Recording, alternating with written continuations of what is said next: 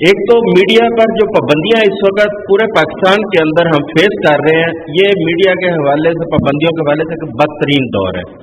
ایک تو یہ فرما دیجئے کہ یہ پابندیاں کب اور کیسے ختم ہوں گی کہ جرنلسٹ کو اپنی مرضی سے لکھنے اور بولنے کی اجازت مل جائے۔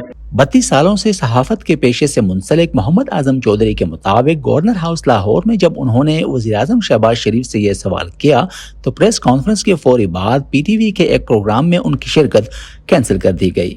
اس کے بعد حالات حاضرہ کے ایک ہفتہ وار پروگرام سے بھی انہیں آف ایئر کر دیا گیا۔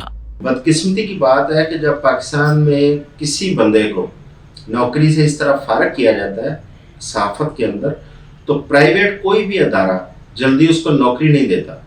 اس کی وجہ یہ ہے کہ ان تمام اداروں کے جو مالی معاملات ہیں وہ حکومتوں سے وابستہ ہوتے ہیں، اور ان اداروں کو یہ خوف ہوتا ہے کہ جس بندے نے چیف ایگزیکٹو پاکستان کو کویسچن کیا ہے، اس کو اگر ہم نے نوکری پہ رکھ لیا تو شاید ہمارے اشتہارات نہ بند ہو جائیں۔ اعظم چودھری کے الزامات کے جواب دینے کے لیے پی ٹی وی سے رابطہ کرنے پر انتظامیہ نے کہا کہ اس حوالے سے وزیر اطلاعات پہلے ہی وضاحت جاری کر چکی ہیں، جس کے تحت اعظم چودھری کو پی ٹی وی کے کسی بھی پروگرام میں شرکت سے باضابطہ طور پر نہیں روکا گیا۔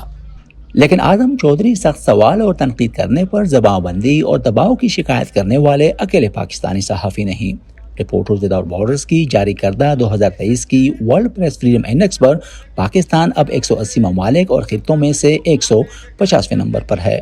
سابق وزیر اعظم عمران خان کی گرفتاری کے خلاف احتجاجی مظاہروں کے دوران جہاں جلاؤ گھیراؤ کے دوران متعدد شہریوں کو گرفتار کیا گیا، وہیں صحافی برادری بھی اس کی لپیٹ میں آئی۔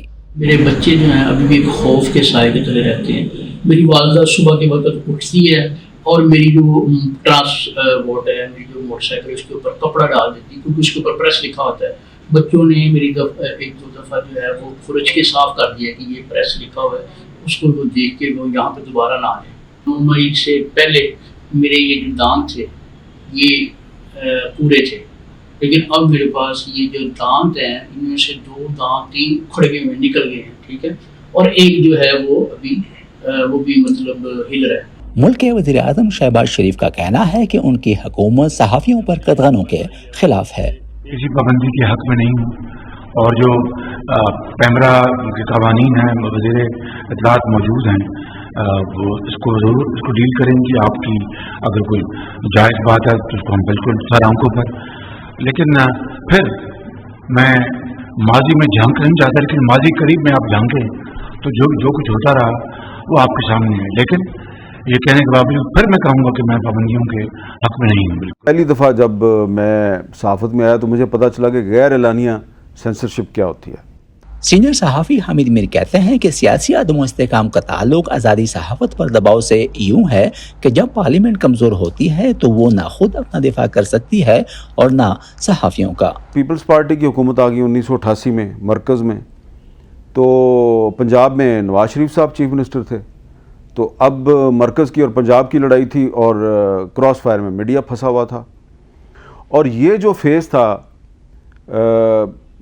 سیاسی محاذرائی اور پھر اس میں جو پاور پلیئرز ہیں ان کی مداخلت، تو میڈیا جو ہے اس نے سلولی اینڈ گریجولی یہ ریلائز کیا کہ یہ جو سیاسی جماعتیں آپس میں لڑتی ہیں تو یہ تو شو پیس تھے، اصل پاور تو کہیں اور تھی۔ مثلا میں نے سب سے پہلے 1994 میں مجھے نوکری سے نکالا گیا، پیپلز پارٹی کی حکومت تھی۔ اس کے بعد میں 1997 میں مجھے فورس کیا گیا کہ میں اخبار کا ایڈیٹر تھا، مجھے استعفیٰ دینا پڑا۔ خود وزیر اعظم نے بلا کے مجھے کہا کہ آپ استعفیٰ دے دیں، نواز شریف صاحب وزیر اعظم تھے۔ تو نوکری سے آپ جاتے تھے، جان سے نہیں جاتے تھے۔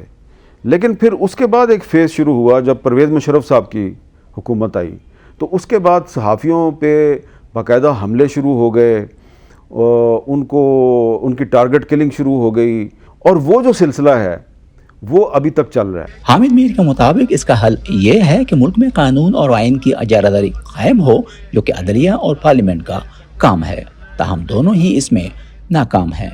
دوسری جانب اعظم چودھری کہتے ہیں کہ جب بھی ملک میں سیاسی کشیدگی اور تناؤ میں اضافہ ہوتا ہے تو ایسی صورت میں صحافیوں کے لیے آزادانہ طور پر کام کرنا ایک چیلنج بن جاتا ہے۔ نظرالاسلام، وائس آف امریکہ، اسلام آباد۔